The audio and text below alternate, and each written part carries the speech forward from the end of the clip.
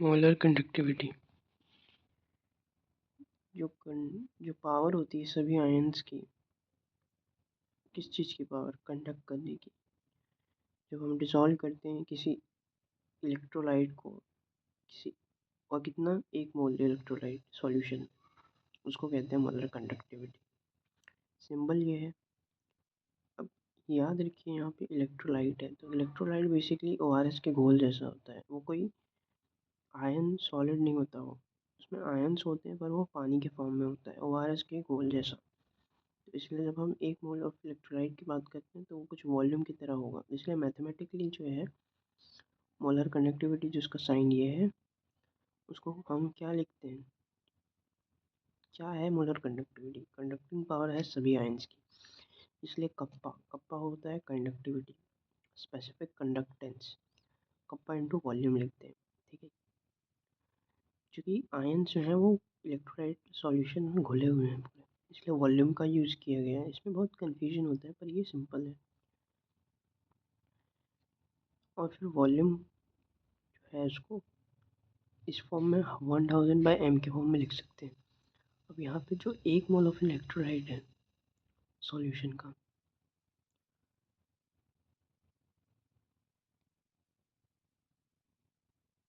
है ना, उसको अगर आप देखोगे V = 1000/m है। m उधर गया तो MV/1000 हो गया, और V/1000 कितना होता है? लीटर में हो गया। और m into this is what? m into v क्या होता है? मोल तो होता है। और V/1000 करने का सेंस वो लीटर में चेंज करना था, तो MV = क्या हो गया? मोल। मोल कितना था? 1 मोल था, इसलिए। और m यहाँ पे मोलारिटी है, इसलिए KV हो गया, ठीक है। तो ये याद रखना। इसका सिंबल, इसका यूनिट क्या है? तो K का यूनिट क्या था? Semen centimetre square? नहीं, K का यूनिट सीमन पर सेंटीमीटर था, है ना। लेकिन यहाँ वॉल्यूम है तो उसका यूनिट सेंटीमीटर क्यूब होता है, इसलिए सीमन सेंटीमीटर स्क्वायर हो गया।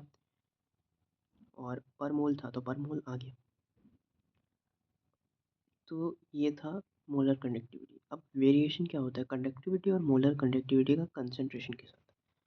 देखिए, मोलर कंडक्टिविटी जो चीज़ है ना वो बहुत यूनिक चीज़ है, और कंडक्टिविटी जो है वो नॉर्मल चीज़ है जो आप अभी तक सोच रहे थे कि इसका मतलब ऐसा होता होगा।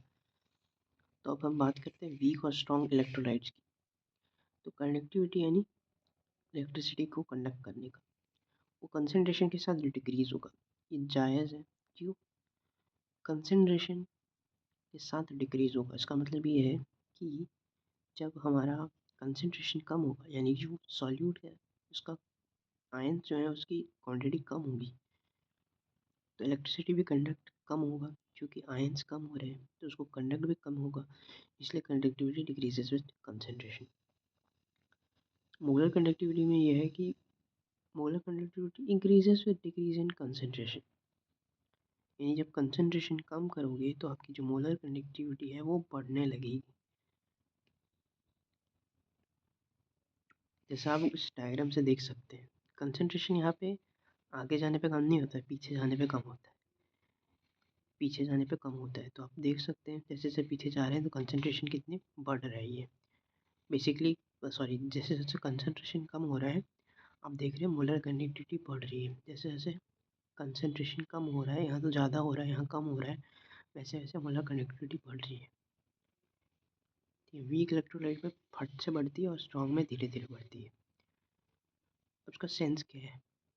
तो मोलर कंडक्टिविटी बेसिकली पावर होता है सभी उस आयंस का जो 1 मोल ऑफ इलेक्ट्रोलाइट प्रेजेंट है सॉल्यूशन में।